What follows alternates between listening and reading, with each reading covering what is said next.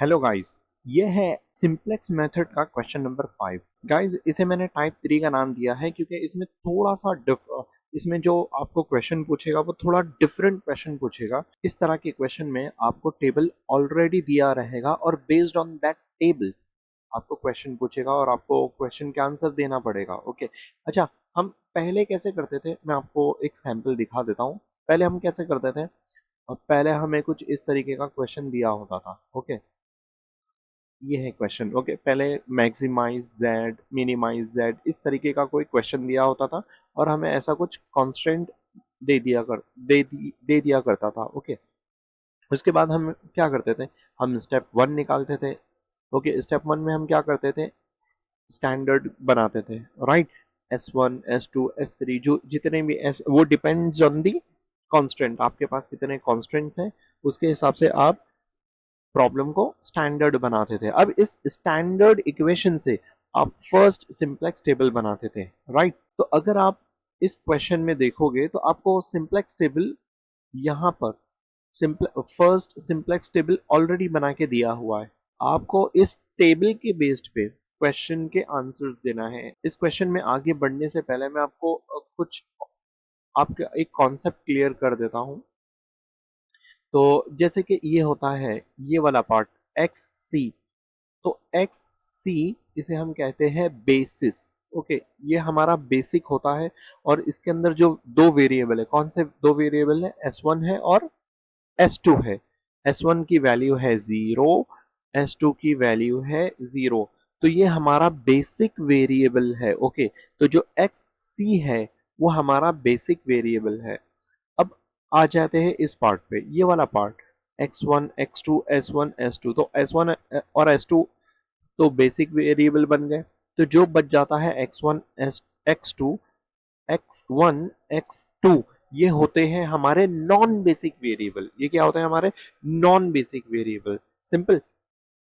और यहाँ पे आ जाता है, ये हमारा बी वाला पार्ट है। ओके, एक्चुअली बी हमें कहाँ से मिलता है, ये जो इक्वल्स टू 500 इक्वल्स टू 300 है। राइट, तो यहाँ से हमें बी मिलता है। बराबर।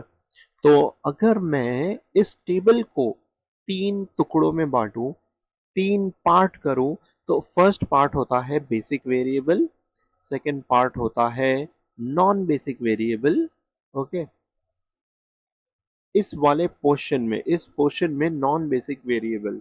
ओके, और जो बच जाता है वो क्या है, हमारा बी। राइट, ये तो बी अपॉन एक्स वन, ये तो हम कैलकुलेट करते हैं बाद में। राइट, सॉल्यूशन ये कैलकुलेट करते हैं, जेड जे ये कैलकुलेट करते हैं। और ऊपर जो सी जे है वो जेड की वैल्यू होती है, वो तो हमेशा ऊपर रहती है। ओके, तो गाइज अगर आप नोटिस करोगे तो यहाँ पे आइडेंटिटी कहाँ पे बन रही है, आइडेंटिटी। ओके, ये आइडेंटिटी बन रही है। राइट, यहाँ पर आइडेंटिटी बन रही है।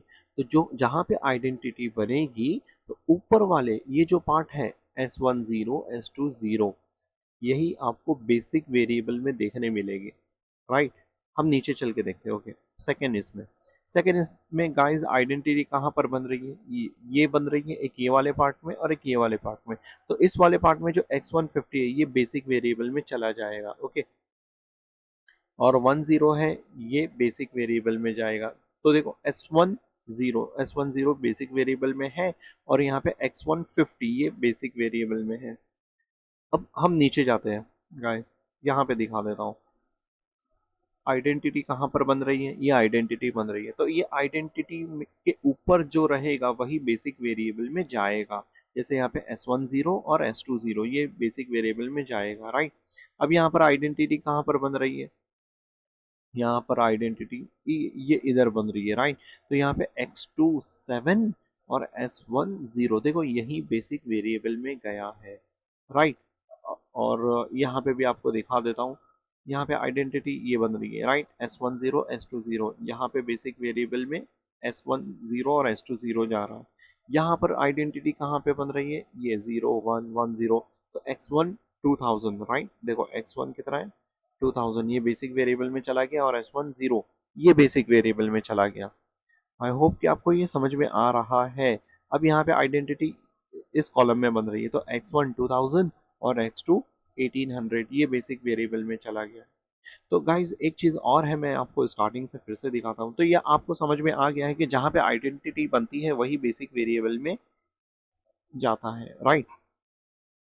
अगर मैं यहाँ पे इनकमिंग वेरिएबल की बात करूँ, ओके, ये मेरा सिंपलेक्स टेबल है, ये मेरा सिंपलेक्स टेबल है। अगर मैं इनकमिंग वेरिएबल की बात करूँ तो इनिशियली अभी आपको यहाँ पर क्या देखने मिल रहा है, S1 और S2 दिख रहा है, ओके। इसके बाद वाला टेबल यानी स्टेप नंबर 3 में जो सेकेंड सिंपलेक्स टेबल बनेगा, उसमें इनकमिंग वेरिएबल क्या रहेगा, ये रहेगा X150। इनकमिंग वेरिएबल क्या रहेगा, X150। अब उसको कहाँ पे डालना है, ये S1 की जगह पे डालना है या S2 की जगह पे डालना है, वो डिपेंड करता है कि 1 कहाँ पे आने वाला है। तो देखो ये 20 है और ये 50 है, तो 20 हमारा बन गया 0 और 50 बन गया 1। तो 1 कहाँ पे आया है, 1, 1 के सामने ये X150 जाएगा, ओके। तो ये है हमारा इनकमिंग वेरिएबल, ये क्या है हमारा इनकमिंग वेरिएबल। तो आउटगोइंग वेरिएबल S2 0 हो गया, ये बाहर चला गया। तो यहाँ पे देखो आउटगोइंग वेरिएबल यहाँ से आया अंदर, कौन आया, ये आया अंदर X150, और ये जो ऑलरेडी यहाँ पे था वो बाहर चला गया। तो ये इनकमिंग वेरिएबल बेसिकली क्या है, बेसिक वेरिएबल में अंदर आ रहा है। और ये आउटगोइंग वेरिएबल बेसिकली क्या होता है, कि बेसिक वेरिएबल से बाहर जा रहा है। गाइस आई होप कि आपको ये समझ में आ रहा होगा। तो नेक्स्ट स्टेप में जैसे ये सिंपलेक्स टेबल फर्स्ट है, तो यहाँ पे जो आइडेंटिटी थी वहां से हमें बेसिक वेरिएबल मिल गया। अब जो नेक्स्ट टेबल जो बनने वाला है, वहां पे जो नेक्स्ट टेबल जो बनेगा वो किस बेस पे बनेगा, कि इनकमिंग वेरिएबल कहाँ पर आने वाला है। इनकमिंग वेरिएबल इस कॉलम में आएगा, तो इस कॉलम में ऑब्वियसली 01 या 10 बनेगा ही। देखो यहाँ पर है 01 बना और कोई दूसरे कॉलम में 10 बना, राइट। तो ये इनकमिंग वेरिएबल हो गया और ये आउटगोइंग वेरिएबल हो गया, ओके। आई होप कि आपको ये बहुत ही अच्छे से समझ में आ रहा है। अच्छा, जो इनकमिंग वेरिएबल है वो 1 पे आता है, राइट। देखो यहाँ पे स्टार मार्क बना है, तो यहाँ पे 1 आएगा, तो बाकी इसमें 0 आएगा, 0 से आउटगोइंग में जा रहा है। मैं आपको दूसरी एग्जांपल दिखाता हूँ, ये वाली नहीं, ये दिखाता हूँ, ओके। यहाँ पर देखो, इन दोनों टेबल को कंपेयर करो आप लोग, ओके। इन दोनों टेबल में क्या है, अगर मैं इसको थोड़ा सा सही से मॉडिफाई करता हूँ इस तरीके से, ओके। यहाँ पे अगर मैं फर्स्ट टेबल की बात करूँ, ये वाले टेबल की बात करूँ, तो आइडेंटिटी ये है। इस हिसाब से बेसिक वेरिएबल हमारा हुआ S10 S20। अब इस टेबल को सॉल्व करने के बाद इनकमिंग वेरिएबल कहाँ पे बन रहा है, इनकमिंग वेरिएबल बन रहा है X27 पे। तो ये हुआ इनकमिंग वेरिएबल, क्योंकि स्टार मार्क यहाँ पर है तो यहाँ पे 1 आना है, यहाँ पे 5 की जगह 0 आ जाएगा, और जहाँ पे स्टार मार्क बना है वहाँ पे 1 आ जाएगा। तो देखो यहाँ पे 5 की जगह 0 आ गया, जहाँ पे स्टार मार्क था 2 की जगह पे वो 1 आया है, बराबर। तो ये इनकमिंग वेरिएबल है, इस रास्ते से X27 अंदर आएगा और कहाँ पे जाएगा, S2 की जगह। तो S2 बाहर चला जाएगा, बराबर। S2 बाहर चला गया, S2 की जगह X17 आया, राइट। मैं आपको एक चीज़ और दिखा देता हूँ यहाँ पर, तो बहुत ही क्लियरली आपको समझ में आ जाएगा। जैसे इन दोनों को कंपेयर करते हैं हम। इनिशियली S1 और S2 में आइडेंटिटी थी, तो ये बेसिक वेरिएबल के अंदर थे। जब हमने इस टेबल को सॉल्व किया तो इनकमिंग वेरिएबल आया 2000, जो कि X1 में आता है, राइट। तो अब जहाँ पे स्टार मार्क बना है वो बन जाएगा 1, तो यहाँ पे देखो 1 बन गया और ऊपर वाला बना है 0। तो इस वेरिएबल के जरिए X1 2000 अंदर आ जाएगा स्टार मार्क पे, जहाँ पे राइट, यहाँ पे आ गया स्टार मार्क पे, और यहाँ से जो S2 था वो बाहर चला गया। अब हमारा आइडेंटिटी क्या है, 01 और 10, मतलब X1 2000 अंदर है और S1 0 अंदर है। अब जब हम इसे सॉल्व करेंगे इस टेबल को, तो इस टेबल में इनकमिंग वेरिएबल निकल के आता है X2। यहाँ पे देखो एरो यहाँ पर है X2, तो अब X2 1800 अंदर आ जाएगा, लेकिन स्टार मार्क कहाँ पे बना है, इस केस में यहाँ पे बना है। तो S1 0 बाहर चले जाएगा और उसमें आ जाएगा X2 1800। आप देखिए x टू 1800 अंदर आ गया है, राइट। ये वन बन गया और इस वन के जरिए x टू 1800 अंदर आ गया है। अब इसी तरीके से गाइस आपको ये इनकमिंग वेरिएबल और आउटगोइंग वेरिएबल बहुत अच्छे से समझ में आ गया होगा। अब मैं आपको एक और चीज इसमें बता देता हूँ कि जो b की वैल्यू है, जो b की 500 और 300, यही वैल्यू सोल्यूशन होती है। जो b की वैल्यू है यही वैल्यू क्या होती है, सोल्यूशन होती है। तो b 500 और ये 300, राइट। तो जहाँ पे आइडेंटिटी बनती है वहीं पे b की वैल्यू भी आती है। देखो यहाँ पे 500 और 300, यहाँ पर भी बताता हूँ। जहाँ पे आइडेंटिटी बनती है 0110, वहाँ पे b की वैल्यू भी आती है। तो 380 यहाँ पे आएगा और 6 यहाँ पे आएगा। तो जहाँ पे आइडेंटिटी बनती है वहाँ पे b की वैल्यू सोल्यूशन बन जाती है, राइट। यहाँ पे भी दिखा देता हूँ आपको। देखो आइडेंटिटी कहाँ पे बन रही है, यहाँ पे। तो जो b की वैल्यू है 20 और 4, वो सोल्यूशन बन जाएगी, राइट। यहाँ पर भी दिखा देता हूँ। जहाँ पे आइडेंटिटी बनती है वहाँ पे b की वैल्यू 10 और 20, 10 और 2, सॉरी 10 और 2, वो सोल्यूशन बन जाएगा, राइट। तो आई होप कि आपको ये समझ में आ रहा है। ओके, मैं आपको एक चीज और बता देता हूँ। यहाँ पे ऑप्टिमल सॉल्यूशन क्या होता है। ऑप्टिमल सॉल्यूशन आपको कब मिलेगा, ऑप्टिमल सॉल्यूशन जब आपका डेल जे जीरो या जीरो से छोटा, मतलब सारे नेगेटिव टर्म होना चाहिए, एक भी पॉजिटिव नंबर नहीं होना चाहिए, एक भी पॉजिटिव नंबर नहीं होना चाहिए, तब जाके आप कह सकते हो कि हाँ भाई सॉल्यूशन क्या है, ऑप्टिमल है। तो आई होप कि आपको ये बेसिक अंडरस्टैंडिंग इसकी आ गई होगी। अब हम स्टार्ट करते हैं हमारा question number 5। A company produces two products A और बी, ठीक है। Profit per unit for a और बी 30 एंड 50 रिस्पेक्टिवली। तो आप यहाँ पे देख सकते हो ये प्रॉफिट है 30 और 50, सीजे में जो है ना 30 और 50 respectively. Three resources M1 M2 और M3, ठीक है, तीन रिसोर्सेज आर यूटिलाइज्ड। तो जो रिसोर्सेज होते हैं वो आपकी इक्वेशंस होती है, राइट। तो यहाँ पे देखो आप तीन इक्वेशन देख सकते हो। ये पहली इक्वेशन के लिए पहली रो, दूसरी इक्वेशन के लिए दूसरी रो, और तीसरी इक्वेशन के लिए तीसरी row. The resources having capacities 4 6 12। तो यहाँ पे देखो कैपेसिटीज रहेगी 4, और क्योंकि ये सिंप्लेक्स टेबल को सॉल्व कर लिया गया है। बेसिकली कैपेसिटीज कहाँ पे होती है, आपका जो बी होता है ना, बी, वो कैपेसिटीज होती है। क्योंकि इस टेबल को सॉल्व कर लिया गया है तो इसमें कैपेसिटीज चेंज हो गई। जैसे मैं आपको फिर से यहाँ पे बता देता हूँ कैपेसिटीज क्या होती है। ये टेबल है, यहाँ पे कैपेसिटीज क्या है, 500 300, राइट। कैपेसिटीज के साथ लेस देन ग्रेटर देन इसी की साइन लगती है ना। तो ये कैपेसिटीज है 500 300। इसे हम कहाँ पे लिखते हैं, बी में लिखते हैं, राइट। तो जो बी है वो आपकी कैपेसिटी हुई। यहाँ पे देखो ये कैपेसिटी चेंज हो गई, 380 और 6 हो गई, राइट। इनिशियली 500 और 300 थी। मैं आपको नेक्स्ट क्वेश्चन में बता देता हूँ। ये क्वेश्चन देखिए, यहाँ पे कैपेसिटीज है 20 और 4, राइट। ये जीरो तो बाउंड्री कंडीशन में आता है, इसे हम नहीं देखते। तो 20 और 4 कैपेसिटीज है, तो ये कहाँ पे आएगी, ये बी में आएगी, राइट। ये बी में आएगी। अब ये जब हम इसे सॉल्व करेंगे तो कैपेसिटीज चेंज हो गई, देखो 10 और 2 बन गई, राइट। यहाँ पर भी आप देख लो कैपेसिटीज कितनी है, 10 और 9000। तो ये बी में आएगी इसकी वैल्यू। अब जब आप इसे सॉल्व करोगे तो कैपेसिटीज चेंज हो जाएगी, यहाँ पे 1 और 9 बचा। ओके, तो यहाँ पे जो कैपेसिटीज है बी, वो चेंज हुई है, राइट। अब इस टेबल की बेस्ड पे हमें क्या करना है, इस क्वेश्चन का आंसर देना है। तो सबसे पहले हम इस टेबल को मॉडिफाई करेंगे। इस टेबल को कैसे मॉडिफाई करेंगे, जैसे हम सॉल्व करते हैं हमारे सॉल्यूशन के हिसाब से हम इसे मॉडिफाई करेंगे। ओके, तो मैं यहाँ पे आपको ये बता देता हूँ कि हम किस तरीके से मॉडिफाई करने वाले हैं। ओके, तो अगर आप इसे देखोगे तो इस टेबल में x और c दिया है, c पहले दिया है, x बाद में दिया है। तो हम क्या करते हैं, हम x पहले लिखते हैं और c, हम x पहले लिखते हैं और c बाद में लिखते हैं, राइट। और ऊपर cj लिख देते हैं, बराबर। अब यहां पर भी अगर आप देखोगे,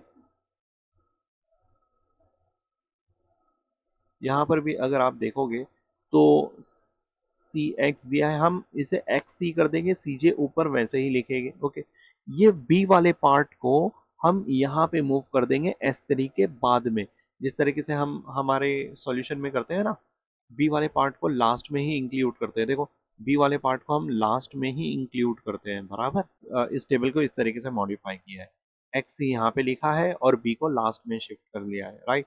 बी को मैंने क्या किया है, लास्ट में शिफ्ट कर लिया है। और मैं आपको सॉल्यूशन वापस दिखा देता हूँ। हम क्या करते हैं, हम सॉल्यूशन लिखते हैं, जेड जे लिखते हैं और डेल जे लिखते हैं, बराबर। लेकिन हमें हमारे क्वेश्चन में सिर्फ जेड जे दिया है, तो मैं इसे मॉडिफाई करूंगा, सॉल्यूशन के लिए जगह छोड़ दूंगा, जेड जे जो दिया है वो लिख दूंगा और डेल जे के लिए भी जगह छोड़ दूंगा। ओके, तो गाइज इस क्वेश्चन को मैं पूरा सॉल्व तो नहीं करूंगा, लेकिन जो क्वेश्चन हमें पूछा गया है मैं सिर्फ उसी का आंसर दूंगा। ओके, तो मैं यहाँ पे कोई सॉल्यूशन वगैरह निकालने वाला हूँ नहीं जब तक कि मुझे पूछा ना जाए। ओके, तो अब यहाँ पे देखते हैं, इज दिस ऑप्टिमल सॉल्यूशन। तो गाइज आप मुझे बताइए, ऑप्टिमल सॉल्यूशन के लिए क्या होना चाहिए। ऑप्टिमल सॉल्यूशन के लिए जो हमारी डेल जे की वैल्यू है वो क्या होना चाहिए, लेस देन जीरो होनी चाहिए। मैं आपको यहाँ पे लिख कर दिखा देता हूँ। अगर आपको ऑप्टिमल सॉल्यूशन चाहिए तो ऑप्टिमल सॉल्यूशन के लिए क्या क्या करना होता है, जो डेल जी की वैल्यू है वो लेस देन ज़ीरो होनी चाहिए। नेगेटिव रहा तो भी चलेगा, ज़ीरो रहा तो भी चलेगा, लेकिन पॉजिटिव नहीं होनी चाहिए। तो यार डेल जे निकालने के लिए आप क्या करोगे, सी जे माइनस जेड जे। सी जे मुझे पता है 30 है, जेड जे 75 है। अगर आप 30 में से 75 को माइनस करते हो, ओके, 30 में से 75 को माइनस करते हो तो कितना बचता है, 45, बराबर। और बड़ा नंबर क्या है, 75, उसकी साइन माइनस है तो यहाँ पे माइनस आएगी, राइट। अब उसी तरीके से 50 माइनस 50 आपको जीरो मिल जाएगा, zero minus zero zero, zero minus zero zero, और ये जीरो माइनस 25 मिलेगा, बराबर। तो क्या ये कंडीशन सेटिस्फाई हो रही है। तो देखो आंसर बहुत सिंपल है, जो पहला है ना उसका आंसर क्या है, सिंस, ऐसे उल्टा जो लिखते हैं ना उसको हम सिंस बोलते हैं, बराबर। सिंस डेल जे की वैल्यू है less than N equals to zero, इसलिए इसको देयरफॉर बोलते थे, ठीक है। देयरफॉर क्या लिखेंगे, it is an optimal solution. तो ये हो गया हमारा आंसर। और इसके जस्टिफिकेशन में हमने क्या दिया है, जस्टिफिकेशन में हमने ये लिखा है कि डेल जी की वैल्यू जीरो है, सिंपल। ओके, नेक्स्ट क्वेश्चन देखते हैं। What is the optimal product. अब ये ऑप्टिमल प्रोडक्ट ये कौन सी चिड़िया का नाम है यार, ऑप्टिमल, सिर्फ ऑप्टिमल प्रोडक्ट नहीं, optimal product mix and optimal profit, ठीक है। तो यहाँ पे दो चिड़िया यहाँ पे उड़कर आई हुई है, एक का नाम है ऑप्टिमल प्रोडक्ट मिक्स। ओके, तो इसे कैसे निकालें, ऑप्टिमल प्रोडक्ट मिक्स, और दूसरा है ऑप्टिमल प्रॉफिट। ओके, तो गाइस इसे निकालने के लिए ऑप्टिमल प्रोडक्ट मिक्स, तो जहाँ पे मिक्स वर्ड आता है, ओके, तो आपको प्रोडक्ट मिक्स या तो मिक्स बोलो या तो प्रोडक्ट मिक्स बोलो, बात एक ही है, ठीक है। तो अगर आपको ऑप्टिमल प्रोडक्ट मिक्स निकालने बोला है तो वो कुछ नहीं, आपका सॉल्यूशन है। ओके, सिंपल, आपको सॉल्यूशन निकालना पड़ेगा। तो सॉल्यूशन कब निकालना पड़ेगा, जब आपको ऑप्टिमल प्रोडक्ट मिक्स बोला है तब जाके आप सॉल्यूशन निकालोगे। तो गाइस सॉल्यूशन आप कैसे निकालोगे, सॉल्यूशन निकालने के लिए आपको आइडेंटिटी मैट्रिक्स को देखना होगा। तो ये है हमारा आइडेंटिटी मैट्रिक्स। ओके, देखिए ये है हमारा आइडेंटिटी मैट्रिक्स। अब जहां जहां पर वन है वहां पर बी की वैल्यू टक्कर खा के नीचे आने वाली है, बराबर। देखो यहाँ पे हम देखते हैं वन कहाँ पे है, वन कहाँ पे मुझे मिलेगा, यहाँ पे वन मिलेगा। ओके, तो ये जो बी की वैल्यू है ना 6, ये टक्कर खा के नीचे आएगी, ये बी की वैल्यू आ गई। और वन कहाँ पे मिलेगा, वन यहाँ पर है, तो ये 4 टक्कर खा के नीचे आ जाएगी, राइट। और वन कहाँ पे, ये वन, तो ये 0, इसकी वैल्यू टक्कर खा के यहाँ पे नीचे आ जाएगी। ओके, तो आई होप कि आपको ये समझा है। अब बाकी जो बच गया सॉल्यूशन वो 0 है, ठीक है। तो हमें सॉल्यूशन तो मिल गया है। सॉल्यूशन क्या है? 0640 बराबर। लेकिन जब भी ऑप्टिमल प्रोडक्ट मिक्स की बात होती है, ऑप्टिमल प्रोडक्ट मिक्स की बात होती है, तो हम सिर्फ x1 और x2 को ही देखते हैं। आपको ये अच्छी तरीके से समझ लेना है कि जब भी हम ऑप्टिमल प्रोडक्ट मिक्स की बात करते हैं, तो भले से इसकी वैल्यू कुछ भी आने दो, हम x1 और x2 की वैल्यू को ही देखते हैं।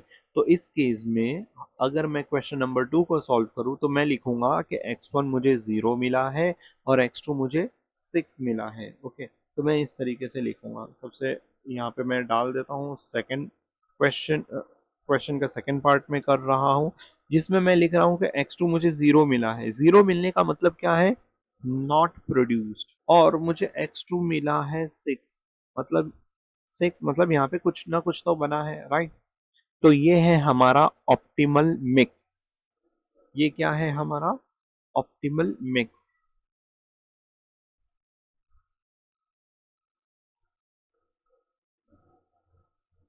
ठीक है, या फिर आप ऑप्टिमल प्रोडक्ट मिक्स।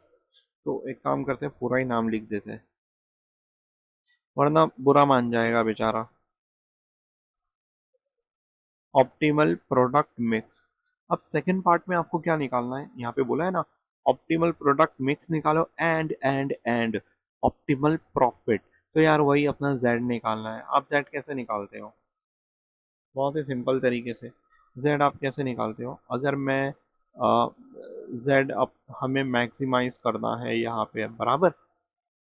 एक बार मैं क्वेश्चन को भी देख लेता हूँ। क्वेश्चन में क्या है? प्रॉफिट बोला है, बराबर ना? ये प्रॉफिट है ना?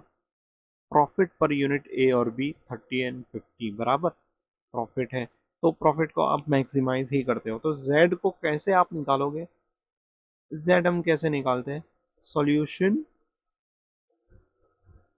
Multiply by CJ multiply by solution, बराबर। हम फॉर्मूला ऐसे लिखते थे, सीजे मल्टीप्लाई बाय सॉल्यूशन। ओके, तो देखो ना, सीजे सीजे मतलब 30 मल्टीप्लाई बाय 0 कितना होता है? मैंने x1 ले लिया, बराबर। देखो 30 मल्टीप्लाई बाय 0, यहाँ पे मैंने x1 को डाला है, प्लस देखो अब यहाँ पे 50, अब मैं सीजे को कंसिडर कर रहा हूँ, बराबर ना? 50 x2 में सीजे को कंसिडर कर रहा हूँ, x1 में सीजे को कंसिडर कंसिडर कर रहा हूँ, और सॉल्यूशन को भी कंसिडर कर रहा हूँ। तो x2 में क्या है? 50 मल्टीप्लाई बाय 6 बराबर 50 मल्टीप्लाई बाय 6। अब यहाँ पर देखो 0 मल्टीप्लाई बाय 4, तो मैं इसे लूंगा ही नहीं, क्योंकि देखो ये 0 ही होते हैं ना। तो यहाँ पे कोई भी वैल्यू आने दो। देखो यहाँ पे है ना, 4 आया है, 0 आया है 0। अगर यहाँ पे 0 नहीं भी आता तो भी वो 0 ही होता। यहाँ पे 4 आया है, 4 आके कोई मतलब ही नहीं है यहाँ पे। ठीक है, 0 0 0 से जब ये मल्टीप्लाई होगा तो 0 ही हो जाएगा। ओके, इस केस में मतलब नहीं है, मतलब इस केस में मतलब नहीं है। जो हम कर रहे हैं ना, ऑप्टिमल प्रोडक्ट की बात हम कर रहे हैं, ऑप्टिमल प्रोडक्ट मिक्स या फिर ऑप्टिमल प्रॉफिट, तो उस केस में हम इसे लेते ही नहीं है। तो अगर आप इसकी वैल्यूज लिख भी लोगे ना, तो 0 से मल्टीप्लाई होकर वो 0 ही आएगा। जैसे 0 multiply by 4, 0 multiply by 0, 0 multiply by 0, तो आपको 0 ही मिलने वाला है, राइट। तो ये वाला पार्ट मैं ले ही नहीं रहा हूँ, क्योंकि आपको 0 ही मिलने वाला है। फाइनल आंसर इसका क्या होगा? देखो 30 को 0 से मल्टीप्लाई करें तो 0 हो गया। अब 50 को 6 से मल्टीप्लाई करें तो 300 हो गया। तो ये है 300 आपका ऑप्टिमल प्रॉफिट, जो कि रुपीज में रहेगा, बराबर। ये है आपका ऑप्टिमल प्रॉफिट। अब बात करते हैं क्वेश्चन नंबर 3 की। तो क्वेश्चन नंबर 3 में क्या कहा है? Is there degeneracy in the solution? Justify करो। अब डीजेनरेसी क्या है? लेकिन डीजेनरेसी बताने से पहले मैं आपको ये चीज समझाता हूँ कि देखो, ये हमारा पहला सॉल्यूशन होता है, पहला टेबल होता है। ओके, सिंपलेक्स टेबल होता है, बराबर। अब इस सिंपलेक्स टेबल को हम मॉडिफाई करते हैं और नया टेबल बनाते हैं, बराबर ना? मैं आपको वर्ड्स चेंज करके बताता हूँ। ये हमारा सबसे फर्स्ट सिंपलेक्स टेबल है। इस फर्स्ट सिंपलेक्स टेबल को हम री वाला री जनरेट करके नया टेबल बनाते हैं, बराबर। तो ये री जनरेट हो गया है, समझा। देखो यहां पर भी ये टेबल है, इसे हमने रीजनरेट करके नया टेबल बनाया है, बराबर। यहां पर भी देखो ये टेबल है, इसे हमने रीजनरेट करके नया टेबल बनाया है। लेकिन जब डीजनरेट की बात आती है, डीजनरेट, ओके, तो डीजनरेट कौन से केस में होता है? अगर सिंपलेक्स टेबल में बी की वैल्यू 0 आपको मिलती है, ओके, इसका मतलब ये डीजेनरेसी यहाँ पे है। मतलब आप दोबारा टेबल नहीं बना पाओगे, नेक्स्ट टेबल, बस यही है। ओके, तो डीजेनरेसी का मतलब ही यही है कि इसको अगर 0 नहीं मिलता तो हम आगे सॉल्व कर सकते थे। अब एक क्वेश्चन होता है कि सर जो लास्ट में है, ये जो लास्ट वाला टेबल है, यहाँ पर भी तो हम इसके बाद भी तो टेबल नहीं बना पा रहे, क्योंकि ये तो एंड हो गया टेबल। तो यहाँ पे टेबल एंड हुआ क्यों? क्योंकि हमें इनकमिंग वेरिएबल ही नहीं मिला है ना। तो आउटगोइंग वेरिएबल क्या होगा? कोई यहाँ पे इन ही नहीं कर रहा है, तो यहाँ पे बाहर क्या जाएगा, बराबर। जो हमारा बेसिस है, बेसिस में कोई इन नहीं कर रहा है, तो बेसिस से बाहर कैसे कोई जाएगा, बराबर। तो यहाँ पे क्यों हमें इनकमिंग वेरिएबल नहीं मिला? क्योंकि डेल जी की वैल्यू लेस देन 0 हो गई, सॉल्यूशन ऑप्टिमल हो गया, बराबर। अगर आपको बी की वैल्यू 0 मिलती है, कोई भी टेबल में लेने दो, कोई भी टेबल में, ठीक है, चाहे वो फर्स्ट सिंपलेक्स टेबल रहने दो, सेकंड रहने दो, जितने भी टेबल बन रहे हैं, चाहे वो एंड वाला टेबल ही क्यों ना हो, जहां पे आपको डेल जे क्या मिल रहा है, लेस देन 0 मिल रहा है, मतलब इनकमिंग वेरिएबल नहीं मिल रहा है, सॉल्यूशन कंप्लीट हो जा रहा है ना। सॉल्यूशन आपको ऑप्टिमल मिल रहा है। अगर ऑप्टिमल सॉल्यूशन में भी आपको बी की वैल्यू 0 मिल रही है, तो आपका सॉल्यूशन डीजेनरेट है, मतलब डीजेनरेसी है। तो अगर मैं हमारे इस क्वेश्चन की बात करूं, तो क्या यहाँ पे डीजेनरेसी है? तो मैं यहाँ पे बी की वैल्यू देखता हूँ, हाँ, बी की वैल्यू यहाँ पे 0 मिल रही है, इसीलिए ये सॉल्यूशन डीजेनरेट है।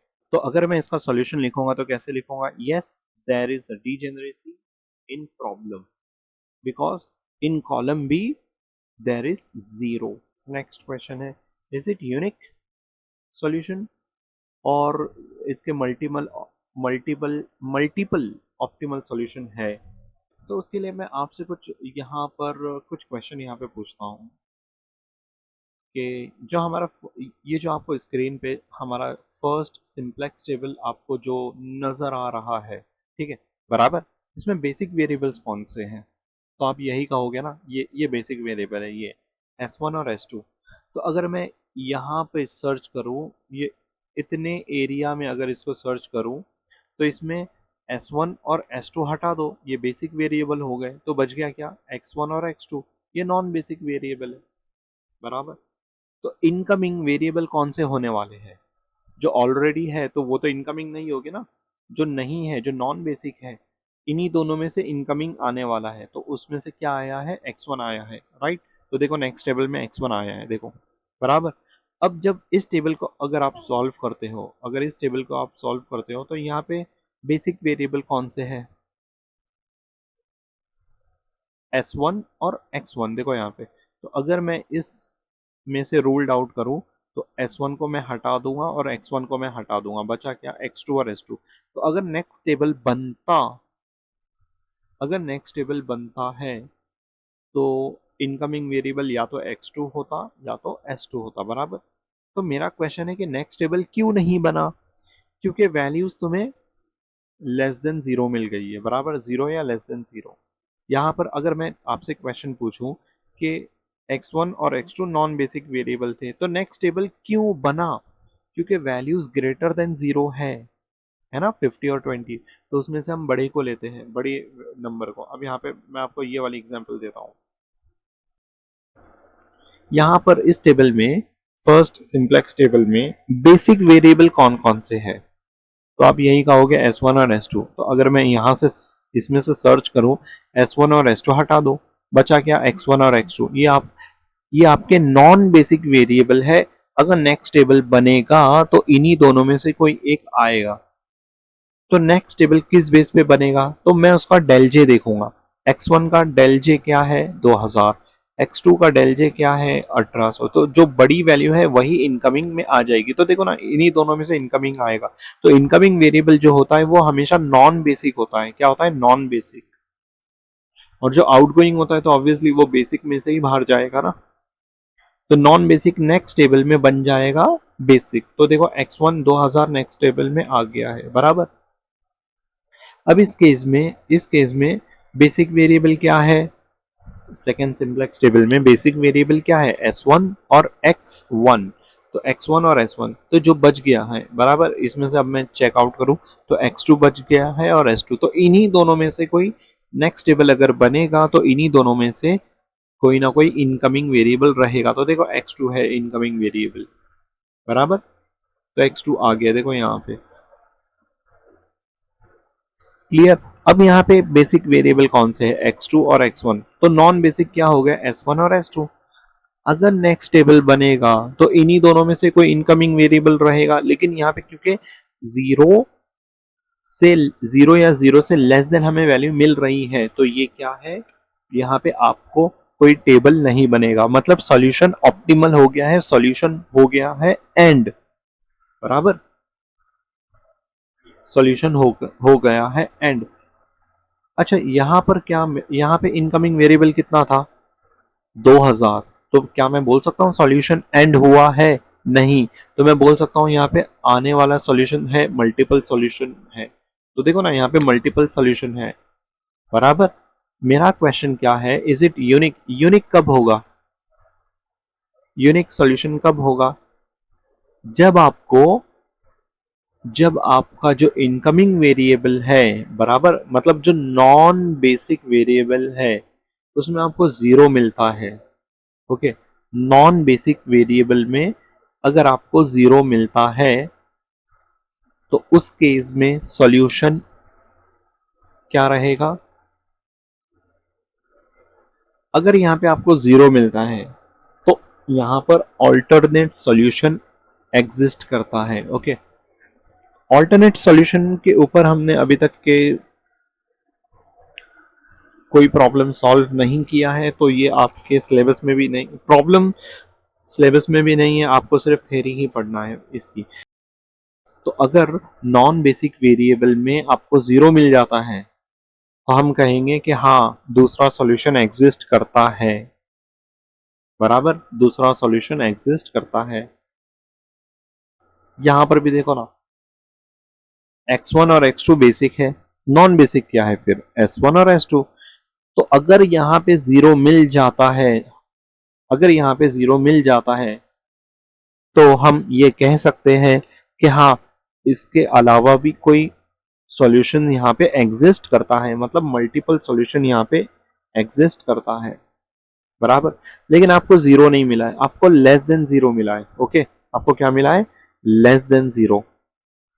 तो इस लेस देन जीरो में आप ये कहोगे कि ये यूनिक सॉल्यूशन है, इसके आगे कोई सॉल्यूशन नहीं है। तो मैं यहाँ पे आपको बहुत ही क्लियरली बता देता हूं।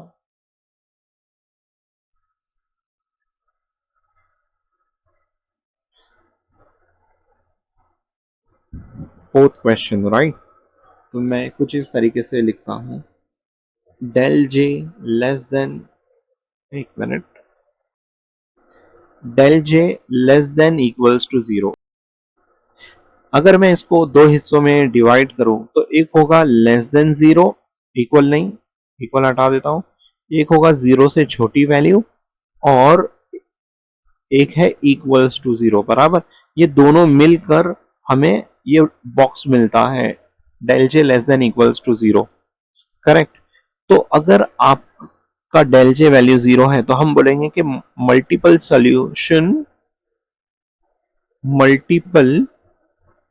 Solution exist. लेकिन अगर आपका लेस देन जीरो मिलता है, मतलब सारी नेगेटिव वैल्यूज, तो हम उसे कहेंगे यूनिक सॉल्यूशन। क्या कहेंगे? Unique solution. ओके। तो अब अगर आप यहाँ पे देखोगे तो आपके क्वेश्चन में बेसिक वेरिएबल कौन कौन से हैं? S1, S2 और X2।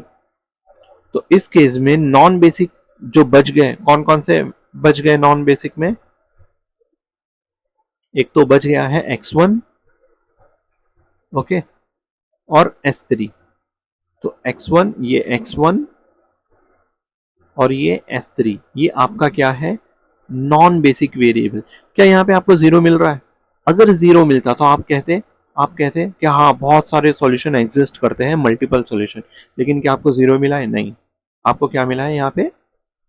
बताइए, आपको यहाँ पे क्या मिला है? नेगेटिव नंबर मिला है, मतलब यहाँ पे यूनिक सॉल्यूशन है। बराबर। सॉल्यूशन ऑप्टिमल है, देखो सॉल्यूशन ऑप्टिमल है, इन दोनों केसेस में सॉल्यूशन ऑप्टिमल है। बराबर। लेकिन यहाँ पे यूनिक सॉल्यूशन मिला है, ये ऑप्टिमल यूनिक सॉल्यूशन है। यहाँ पे जीरो में ऑप्टिमल मल्टीपल सॉल्यूशन होता है। मान लो अगर आपको जीरो से बड़ा मिल जाता है तो वो तो सॉल्यूशन ऑप्टिमल ही नहीं है।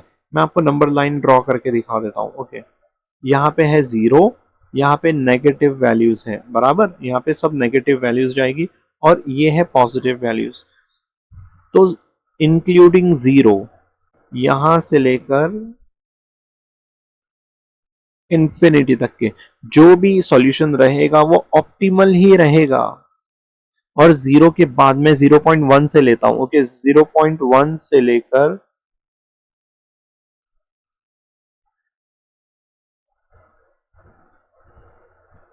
यहां तक पॉजिटिव नंबर्स हैं, तो ये है नॉन ऑप्टिमल सॉल्यूशन। बराबर। अगर जीरो मिलता है, सिर्फ और सिर्फ जीरो, तो हम उसे कहेंगे, ओके, अगर सिर्फ जीरो मिल रहा है नॉन बेसिक में, तो हम मल्टीपल सॉल्यूशन, हम कहेंगे कि मल्टीपल सॉल्यूशन एग्जिस्ट करते हैं। और अगर जीरो से छोटी वैल्यूज मिल रही है तो हम कहेंगे कि ये सब यूनिक सॉल्यूशन है, मतलब सारे नेगेटिव नंबर्स यूनिक सॉल्यूशन में आएंगे। तो आई होप कि आपको इसका आंसर मिल गया है कि इसका आंसर क्या रहेगा।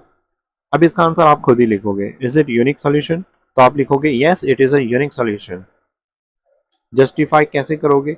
Since since del J value is less than zero, equal मत डाल देना। तो बराबर। चलो मैं आपको यहाँ पे लिख भी देता हूँ, यस, इसका आंसर मैं लिख देता हूँ, yes it is a unique solution. ठीक है, यहाँ पे मैंने लिख दिया जस्टिफिकेशन के लिए, बिकॉज जो डेल जे वैल्यू है लेस देन जीरो है, इसीलिए यही उसका जस्टिफिकेशन है।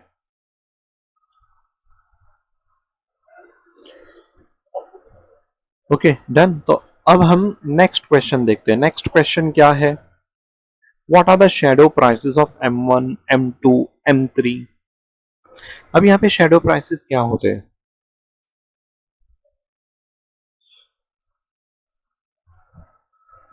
तो शैडो प्राइसेस में M1, M2, M3 का फाइंड आउट करना है, सिंपल। तो अगर मैं आपसे ये क्वेश्चन पूछूं कि यहाँ पे स्लैक वेरिएबल कितने हैं, तो स्लैक वेरिएबल है तीन, S1, S2 और S3। बराबर।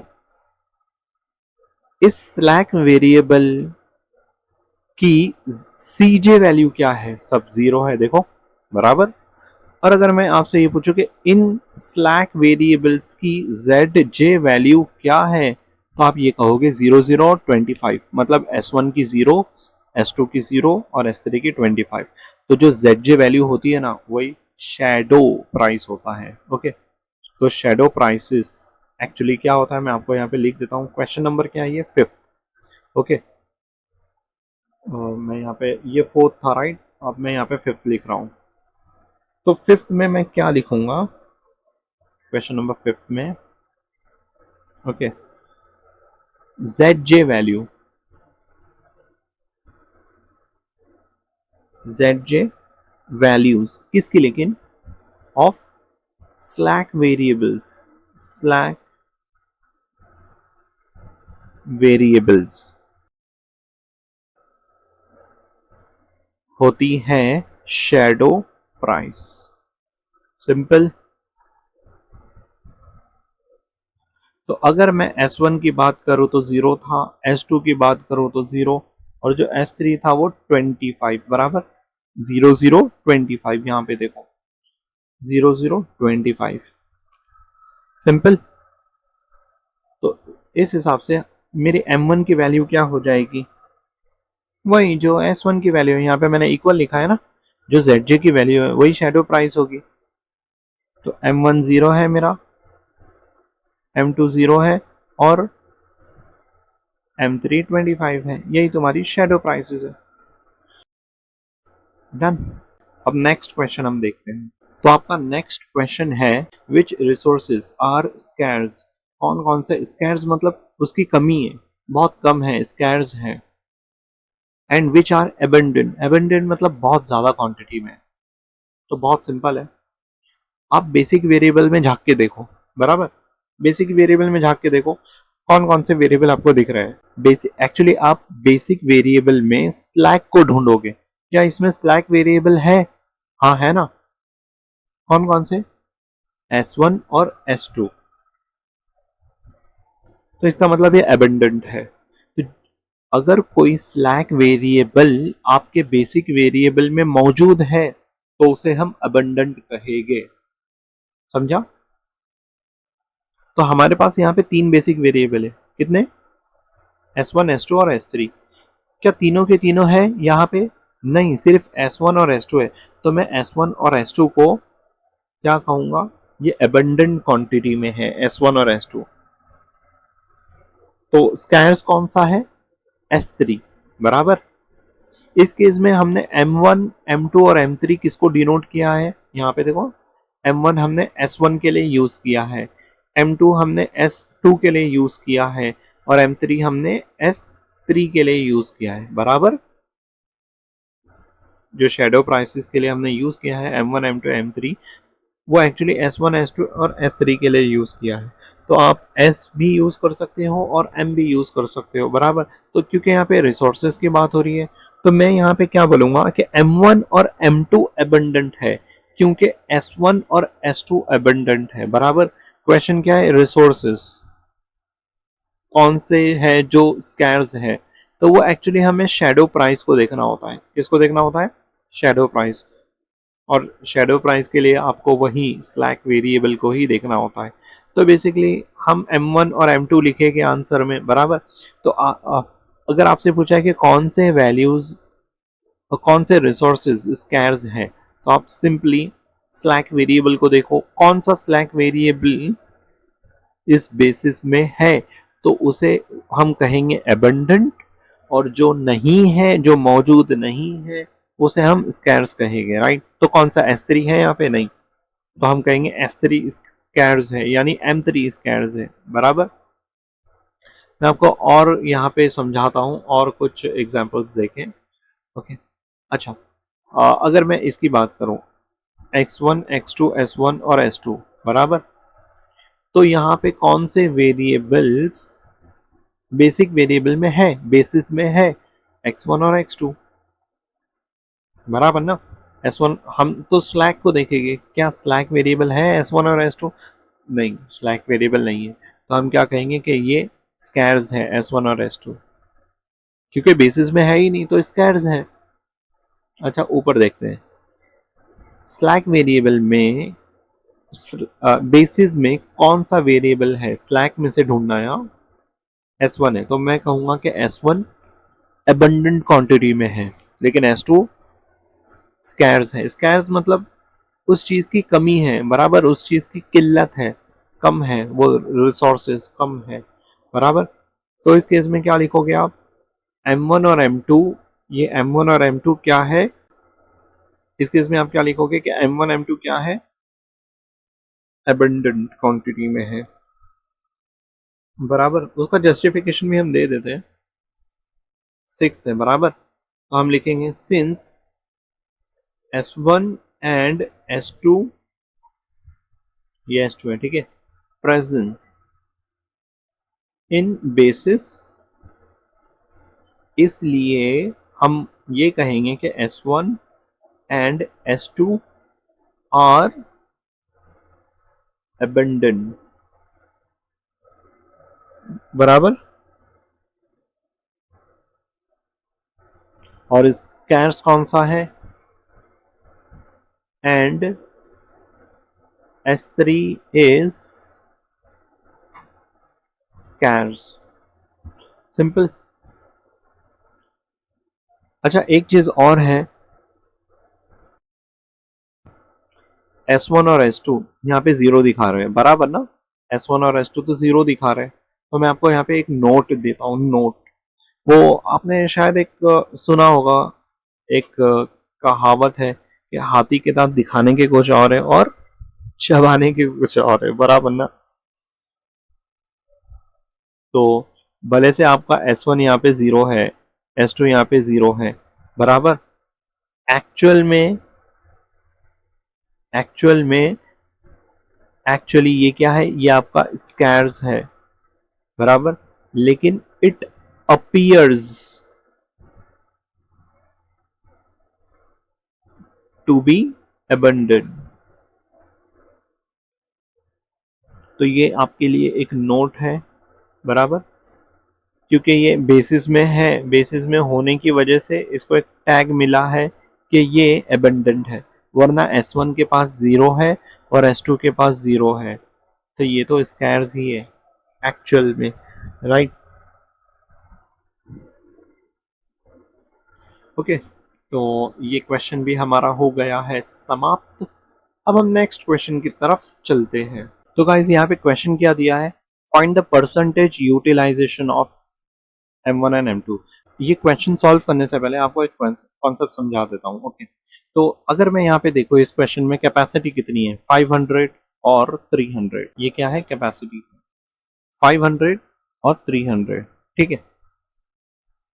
तो अब अगर मैं यहाँ पे B की वैल्यू को देखूं, B मेरी कैपेसिटी है, बराबर, जब इसे हम सॉल्व करेंगे तो यहाँ पे कैपेसिटी चेंज हो गई है, बराबर। इनिशियली कैपेसिटी तो यूटिलाइज नहीं होती है, अब यहाँ पे कैपेसिटी कितनी दिख रही है आपको, बी में 380 और बी में यहाँ पे नीचे 6 दिख रही है, इसका मतलब कि 500 में से 380 बच गई है।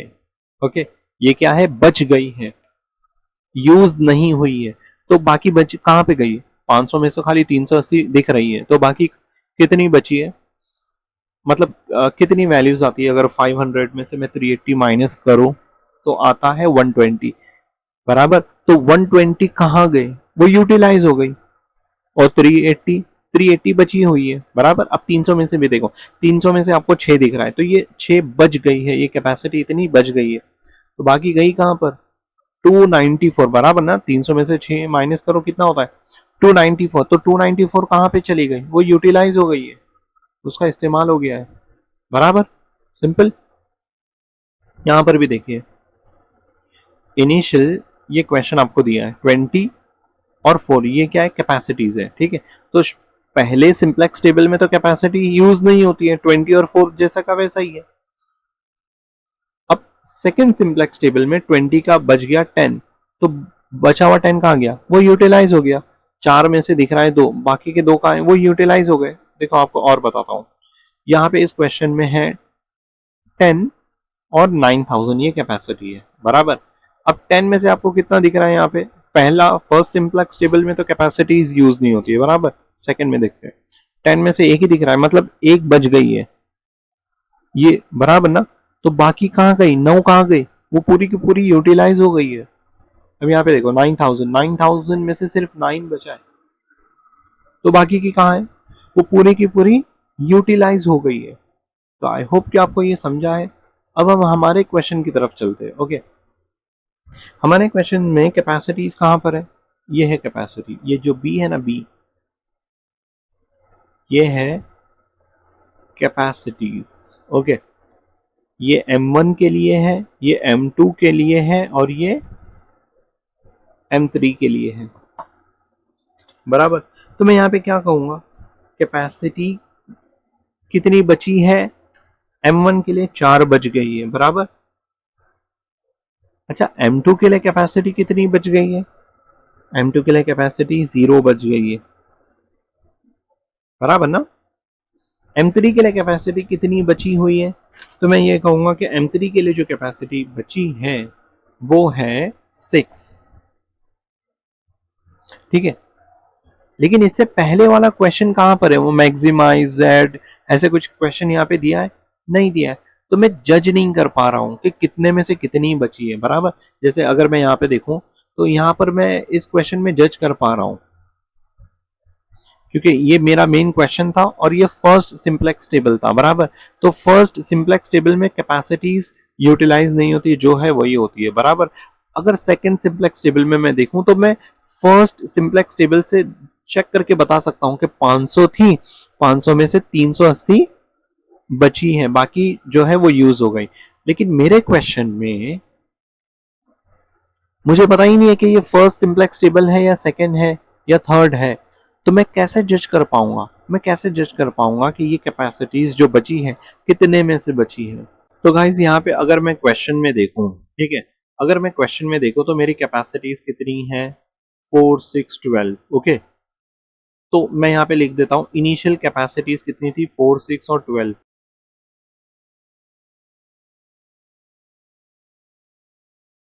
M1 के लिए, M2 के लिए और M3 के लिए तो क्या थी, यहाँ पे देख लेता हूँ,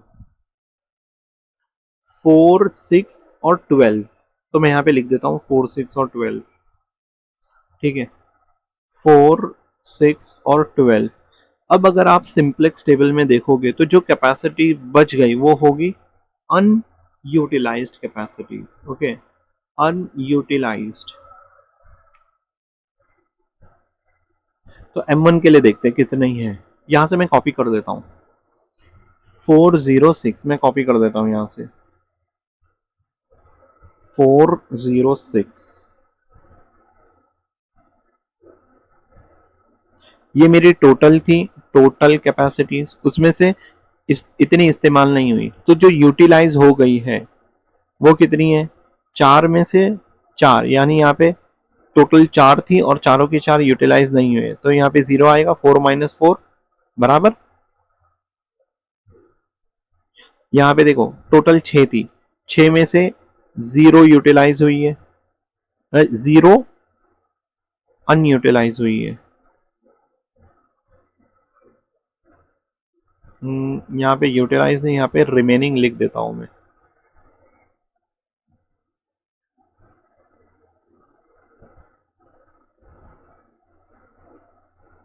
ठीक है। मैं इसे चेंज कर देता हूं, मैं इसे अच्छे से यूटिलाइज लिख देता हूं, बराबर। तो रिमेनिंग मैंने वहां से कॉपी कर दिया है। अब यूटिलाइज, इसको, रिमेनिंग का मतलब ही होता है अनयूटिलाइज्ड, बराबर। चार में से चार बची है, तो जो यूज हो गई है, बराबर ना, यूटिलाइज्ड। मैं क्या कर रहा हूँ, इसको अच्छे से लिखता हूँ मैं, आप, यूटिलाइज्ड। देखो चार में से चार बची है, तो यूज किया है, कुछ भी यूज नहीं किया है। छह में से जीरो बच गई है, मतलब पूरे छह के छह यूटिलाइज कर लिया है, बराबर। बेसिकली आपको ऐसे करना, मैं और थोड़ा स्पेसिफिक देता हूँ, इस चार में से इस चार को माइनस कर देना है, मतलब चार में से चार बच गई है तो जीरो, बराबर। यूटिलाइज मेरा जीरो हुआ। यहाँ पे मेरी टोटल कैपेसिटी कितनी थी, 6 थी, 6 में से बची कितनी, जीरो बची, बाकी का अब माइनस करता हूँ तो 6 यूटिलाइज हो गई। अब यहाँ पे देखो 12 थी, बराबर, 12 में से 6 बच गई, तो बाकी जो बच गई 6 वो यूटिलाइज हो गई, बराबर ना। तो अब अगर मैं इसका परसेंटेज यूटिलाइज निकालूं तो परसेंटेज यूटिलाइजेशन का फॉर्मूला क्या है, यूटिलाइजेशन का फॉर्मूला है टोटल, बराबर, और यहाँ पे यूटिलाइज मल्टीप्लाई बाय 100। तो अब अगर मैं M1 के लिए लिखूं तो M1 का टोटल था 4, जिसमें से यूटिलाइज कितनी हुई है, जीरो, मल्टीप्लाई बाय 100। तो जीरो को किसी से भी करो, 0% यूटिलाइजेशन। M2 का कितना है देखते हैं, M2 में टोटल कितनी थी, M2 का 6, बराबर, और यूटिलाइज कितनी हुई है, 6 मल्टीप्लाई बाय 100। तो 6 और 6 कट, तो मैं यहाँ पे 100 बचा, तो मैं बोलूंगा 100% यूटिलाइज्ड, 0% यूटिलाइज्ड बराबर। अब उसी तरीके से यहाँ पे मैं M3 का दे देता हूँ। M3 में टोटल कितना था 12 और यूटिलाइज कितना हुआ 6 मल्टीप्लाई बाय 100, इसको काटो 6 टू जा बराबर और 2 5 जा ऐसे। मैं आपको फिर से बता देता हूँ ये कैलकुलेशन। टोटल कितना था 12, 12 में से 6 यूटिलाइज हो गई। अगर मैं इसको काटूँ तो 6 1 जा और 6 2 जा 12 हो गया, ये कट गया बराबर। अब ऊपर क्या बचा 1 और 100, नीचे क्या बचा 2। अब 2 से 1 तो कटता नहीं है लेकिन 2 से 100 कट जाता है ना, 2 5 जा और 0 पर चढ़ा दो तो बचा क्या 50% यूटिलाइज्ड। तो ये था परसेंटेज यूटिलाइजेशन के कितना परसेंट यूटिलाइज हुआ। तो आई होप कि आपको ये समझ गया है।